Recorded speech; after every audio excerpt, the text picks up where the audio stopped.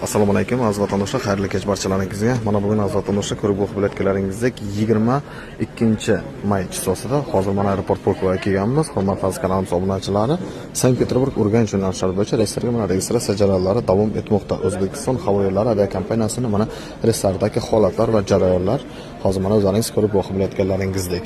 Aynan aziz vatandoshlar mana shu reyslarda hurmatli aziz kanalimiz obunachilari oylarning oxiriga mana endi shu may oyi hamda iyun oyining oxirlariga kelib narxlar sezilarli darajaga bilet narxlari ko'tarilyapti. Shu sababli sizlarga aytib o'tmoqchimiz aziz vatandoshlar, biletlarni oldindan xarid qilib olingizlar, oldinroq. Misol, siz avgust oyiga ketmoqchimisiz, mana hozir mana shu kecha kunduz harakat qilib arzonroq variantiga olib qolingizlar. Endi narxlar tushmaydi aziz vatandoshlar. Qiyin masala, chunki Samarqandga hamda Toshkentga uchayotgan Aeroflot aviakompaniyalari bilan sizlar reyslarni biroz muddatga to'xtatgan, yanada narxlar ko'tarilishi mumkin aziz vatandoshlar.